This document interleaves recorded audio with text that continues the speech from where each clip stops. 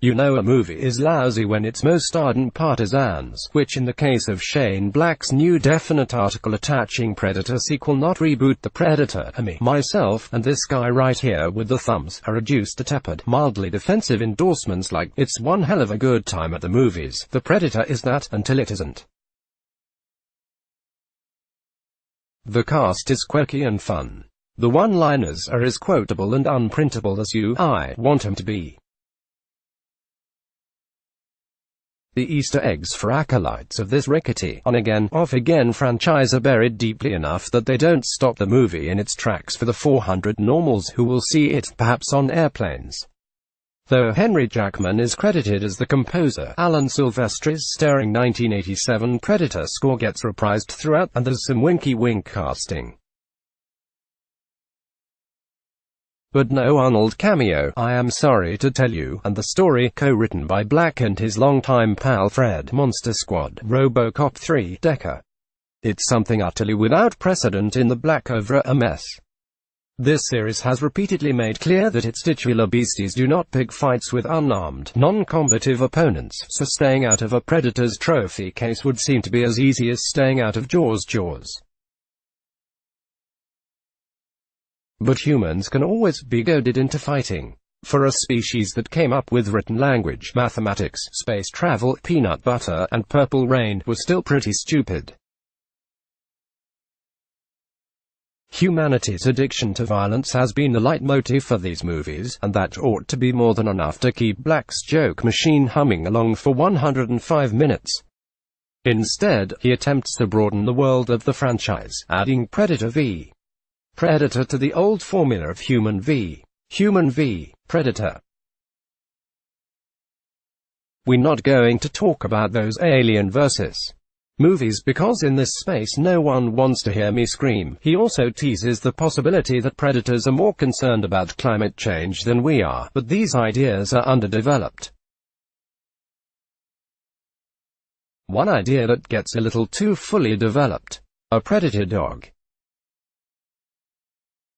Black's gift for Weisenheimer dialogue has always made his movies feel loose, but structurally, they tend to be watertight, rising steadily to a satisfyingly explosive climax without sacrificing tension, or wit or clarity. He even got Iron Man 3 through the auteur-swallowing Marvel machine with his sensibility intact. So just how the Predator, a far less valuable specimen of IP, got away from him is a mystery that perhaps only two detectives with violently clashing personalities who learn to respect and even love one another could unravel. With its shaggy, silly, midnight movie vibe, the Predator feels more like Men in Black than Shane Black, but his openly comic take on this material initially seems like a bet that's going to pay off. Boyd Holbrook, the villain from Logan, plays a Special Forces sniper who survives a run-in with a predator while on a mission overseas, seizing the creature's nifty helmet and gauntlets as evidence of his close encounter.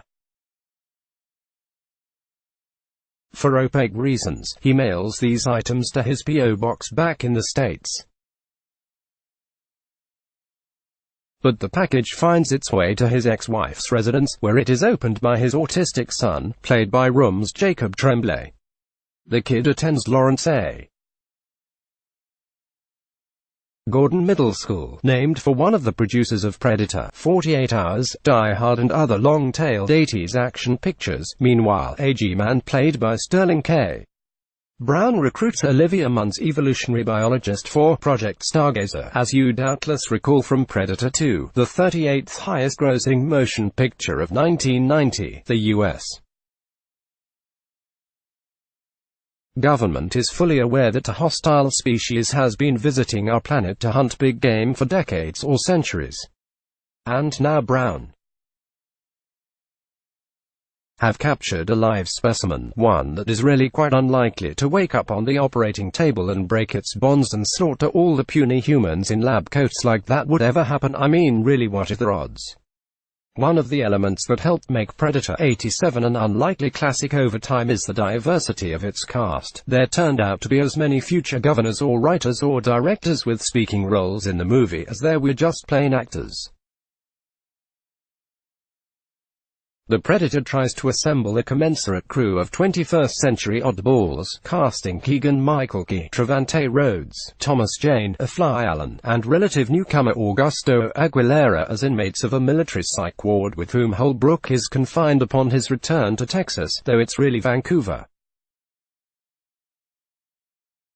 Through some predictable but still fun grinding of gears, this cuckoo's nest of killers teams up with Munn, whom the Beast spared while staging its own jailbreak, to go prevent the abduction of Boyd Holbrook's kid, whose basement experiments with the otherworldly swag his pop collected have drawn the notice of their owners.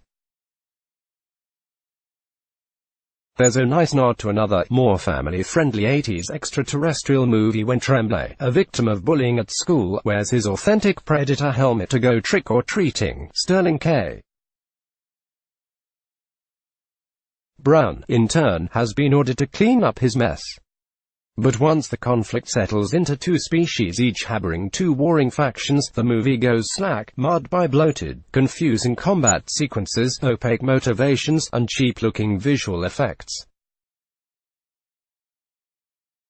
Predator 2, which was made on a tight budget almost 30 years ago, still looks better than the Predator does. This film is supposed to take place in South America, Maryland, and Texas, but it was shot in Vancouver and looks it. The first couple of movies in this series were filmed on location, which gave me them a rich sense of atmosphere this one just doesn't have. But far more damning than the Predator's shoddy appearance is the pervasive sense that its maker would rather be making something else.